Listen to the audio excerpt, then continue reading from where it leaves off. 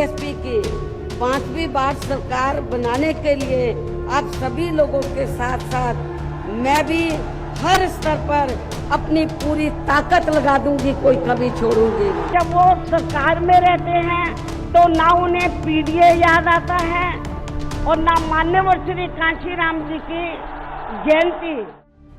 अब इसे mega show कहिए, महारैली कहिए या कहिए मायावती का शक्ति प्रदर्शन, जो भी है, करीब 9 साल बाद हुई बसपा की रैली का ये वो नजारा है जो राजधानी लखनऊ में काशी राम की पुण्यतिथि पर नजर आया। लाखों समर्थकों की भीड़ में भाव विभोर बहन जी ने भी 2027 के लिए 2007 वाले प्लान का ऐलान कर दिया। पार्टी के लोगों को ये भी भरोसा दिलाना चाहती हूँ, इस बार यूपी में बीएसपी की 5वीं बार सरकार बनाने के लिए आप सभी लोगों के साथ साथ मैं भी हर स्तर पर अपनी पूरी ताकत लगा दूंगी, कोई कभी छोड़ूंगी नहीं। और इसके लिए इस बार मैं कोई कमी छोड़ूंगी नहीं, ये मेरा आज पार्टी के लोगों को वायदा भी है।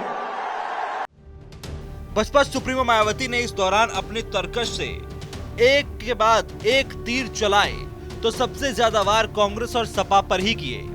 कांग्रेस को जहां तमाम मुद्दों को लेकर कटघरे में खड़ा किया तो वहीं सपा को खास निशाने पर रखा।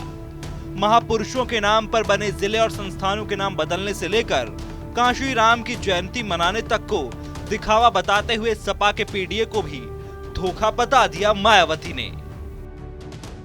जब वो सरकार में रहते हैं तो ना उन्हें पीडीए याद आता है और ना मान्यवर श्री कांशीराम जी की जयंती और ना ही पुण्यतिथि उनको याद आती है सरकार में रहकर। लेकिन जब वो सत्ता से बाहर हो जाते हैं तो समाजवादी पार्टी को फिर याद आता है कि हमें संगोष्ठी करनी चाहिए। मैं सपा मुखिया अखिलेश यादव से मैं ये पूछना चाहती हूँ, यदि मान्यवर श्री कांशीराम जी के प्रति आपका इतना ही आदर सम्मान था तो जब यूपी में मेरी सरकार थी तो मेरी सरकार ने अलीगढ़ मंडल में कासगंज के नाम से अलग से जिला बनाया, उस जिले का नाम मान्यवर श्री कांशीराम जी नगर के नाम से रखा था।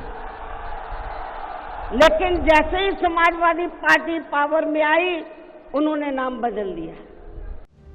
2027 की बिसात पर जातीय समीकरण साधने के लिए पहली बार रैली के इस मंच से आकाश आनंद से लेकर सतीश मिश्रा और विश्वनाथ पाल की पीठ थपथपाना नहीं भूली मायावती। लेकिन सोशल मीडिया पर चर्चा ये हो रही है कि कोई बड़ा मुस्लिम चेहरा इस मंच पर नहीं रहा। वहीं सपा पर करारा प्रहार में योगी सरकार का आभार भी जता दिया मायावती ने।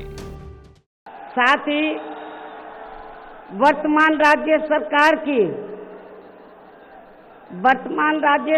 की भी बहुत बहुत आभारी है और इसलिए आभारी है क्योंकि इस स्थल को देखने वाले लोगों के टिकटों का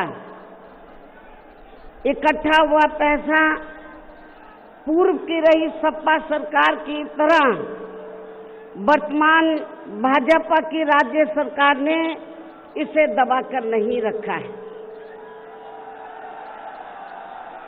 बल्कि पार्टी के आग्रह करने पर इसकी मरम्मत करने पर पूरा खर्च किया है। अब जैसे ही मायावती ने योगी सरकार का आभार जताया, समाजवादी पार्टी को तो बैठे बिठाए मौका मिल गया। अखिलेश यादव ने तुरंत पलटवार करते हुए कह दिया कि उनकी अंदरूनी सांठ-गांठ है जारी, इसलिए वो हैं जुल्म करने वालों के आभारी। इसका मतलब यह है कि अंदरूनी सांठ-गांठ अभी जारी है। योगी सरकार की तारीफ ने यूपी के सियासी गलियारे की तासीर गरमा दी। इसी कड़ी में डिप्टी सीएम ब्रजेश पाठक ने भी कह दिया कि बहन जी जो बोलती हैं सही बोलती हैं।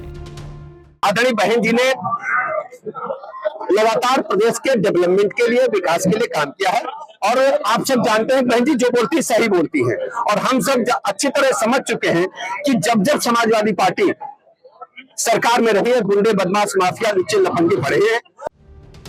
बहरहाल 2027 के चुनाव से पहले मायावती ने इस महारैली के जरिए अपनी ताकत तो दिखा दी, लेकिन सवाल यही है कि क्या संदेश देने में भी सफल रही मायावती।